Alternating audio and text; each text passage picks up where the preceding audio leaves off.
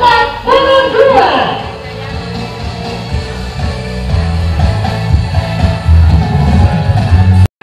songket selungkang ini memang tidak bisa lagi ditiru oleh orang yang berada di luar Sawalunto. Assalamualaikum, jumpa lagi di Cerita Nasya, cerita informatif di Sumatera Barat, Rancak Bana. Sebelum ditonton, jangan lupa di subscribe dulu ya.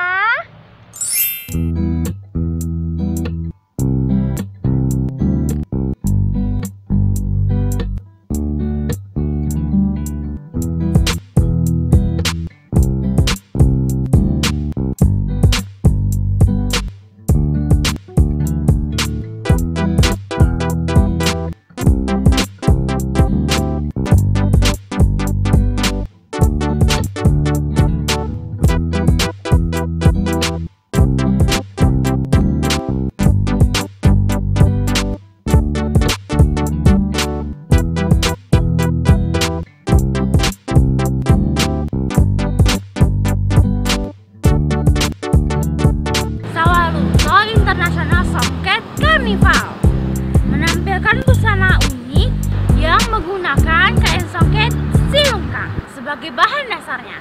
Kain songket itu hingga kini masih dibuat secara tradisional loh. Nah, Cerita Nasya akan mengulas bagaimana cara pembuatan songket silungkang. Tonton sampai habis ya.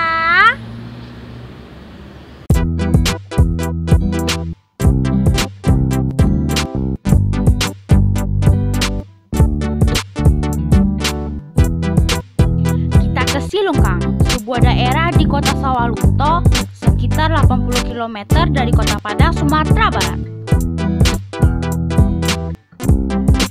Disinilah sentra produksi tenun silungkang. Salah satunya milik Ibu Aina ini.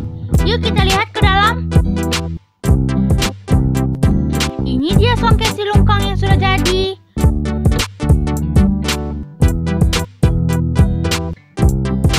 Seperti apa ya Bu proses pembuatan tenun silungkang ini? Pertama kali kita kan beli benang kayak tadi tuh. Nah, di benang sudah dibeli, benang tuh dicuci, terus dicuci dengan terpol namanya. Sesudah dicuci baru dicelup menurut selera konsumen. Terus sudah dicelup, dipintal kayak tadi, dipintal dengan mesin pintalan. Sudah itu baru dihani. Nah, dihani kayak seperti yang tadi itu dihani. Hani itu alat untuk pemintal benang melalui bun benang. Selanjutnya sudah dihani baru dibikin gun namanya itu. Kalau yang proses awalnya kan digun disambung, dibikin motif. Itu baru diberikan ke anak tenun, baru ditenun. Sebelum ditenun, benang tuh dipintal dulu, baru dibikin kain yang telah jadi kayak ini. Bisa 15 hari paling cepat, paling lama 1 bulan. Dari harga 350 sampai 10 juta. 350 itu bahan baju untuk pria wanita. Terus kalau yang songketnya dari harga 500.000 sampai yang 10 jutaan.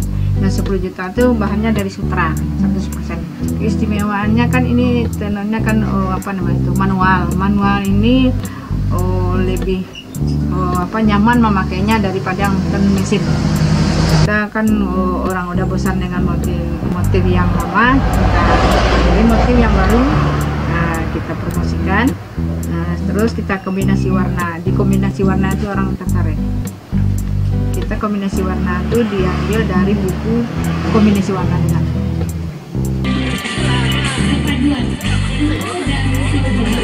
Pada hari ini memang tidak terjual karena songket masyarakat itu biasa dilaksanakan pada event-event dan kegiatan secara resmi.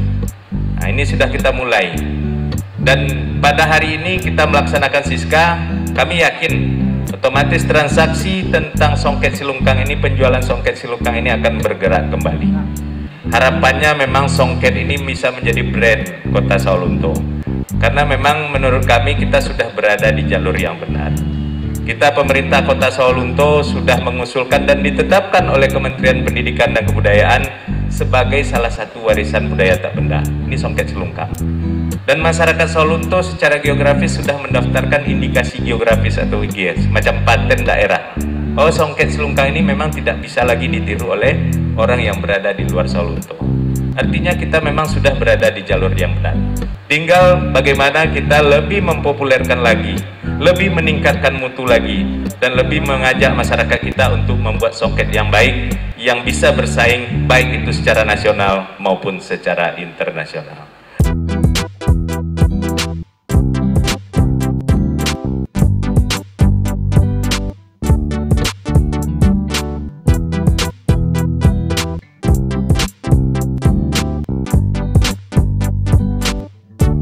Sampai jumpa di Danasya selanjutnya. Ada Prabu Siang. Jangan lupa di share.